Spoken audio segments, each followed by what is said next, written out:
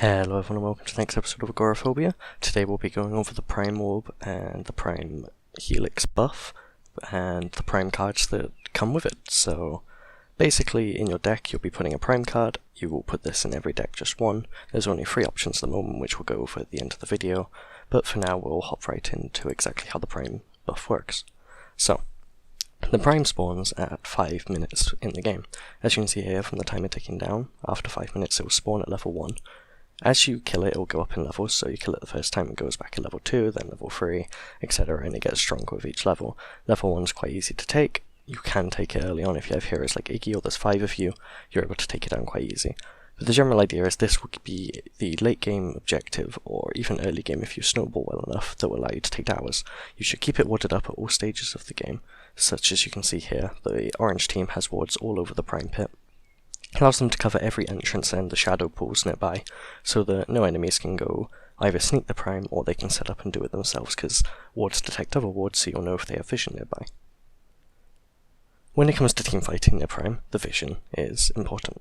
You need to have these wards out, and because orange had a ward, blue had a ward here rather, they were able to get a pick there, and they're also going to be able to clear out the orange's vision, which will stop orange seeing blue do the Prime buff now. So that ward was crucial up there to getting a pick onto one of the enemy carries that had to make them back off so they couldn't fight. As you can see, the Prime has different abilities. That straight line it fires out is a slow that will slow anyone who stands on it. It also does basic attack damage, it has a shield that knocks everyone back and reduces damage, and it also has AoE snares that it puts around it. When carrying the orb, as you can see still here, you'll be glowing purple. You can carry the orb and run along with it as much as you want.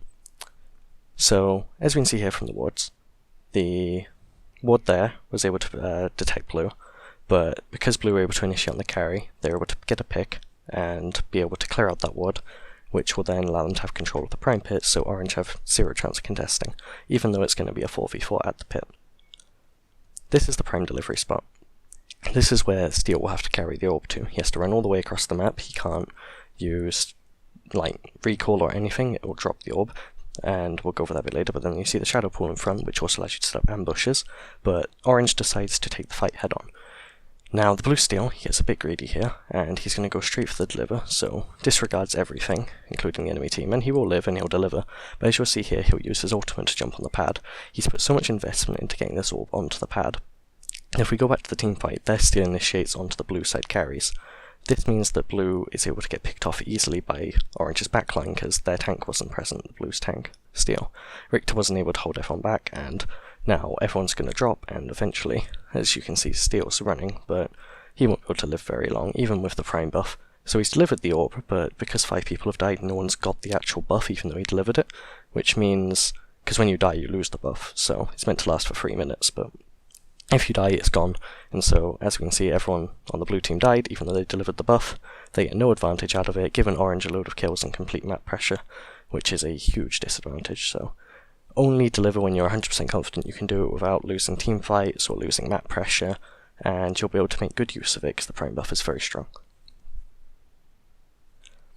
Here we'll see orange taking the Prime buff. They've got vision of the pit, and you can see the ward there that's going to spot out Murdoch by the shadow pool, means that Grim can now ult him and zone him out of the pit. So Murdoch now has to leave, even though he could try and steal it with his own ultimate, and two orange members are going to actually go off and force the blue team back away from the pit so that orange can do it safely. You'll see the different abilities Prime's using now, but generally, Steel and Grim, it's only a level 1 Prime, they're able to take it down really easily and get away with it.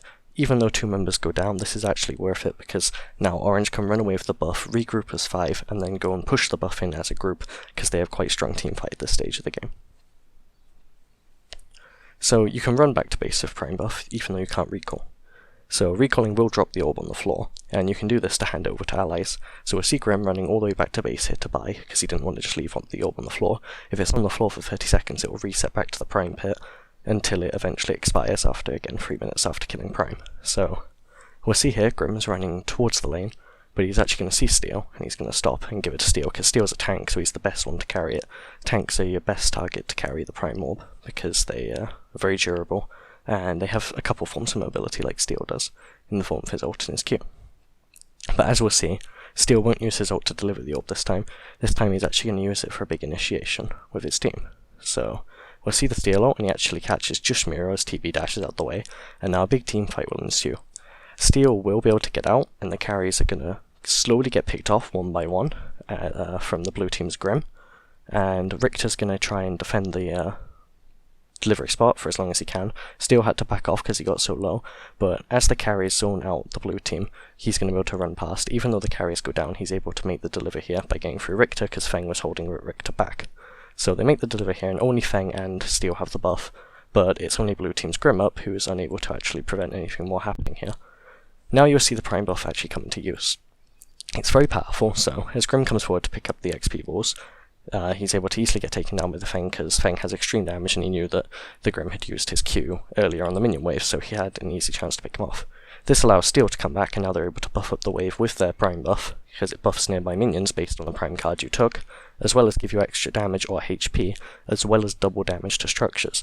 So as we'll see here, as their minion wave arrives, they go straight onto the turret, and you'll see the massive amounts of damage they're able to inflict. This damage, double damage, applies to turrets, inhibitors, the core, and harvesters, so you'll be able to take structures twice as quick as you could before, plus the 10 card points of damage if you took Warlord or Centurion, Archmagus rather.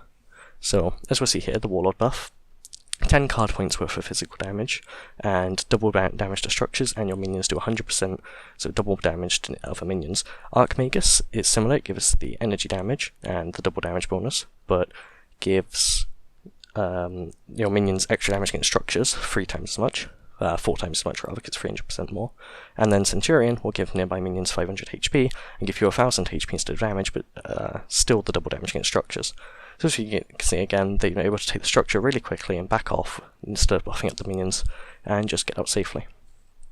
So that's how the Prime buff works in Paragon. It's very different to League's Baron, because you have to have the delivery mechanic, very different to Roshan, there's no pickup item type like that, or Resurrect, but it's very useful, and it's the way you can close out games really efficiently and effectively.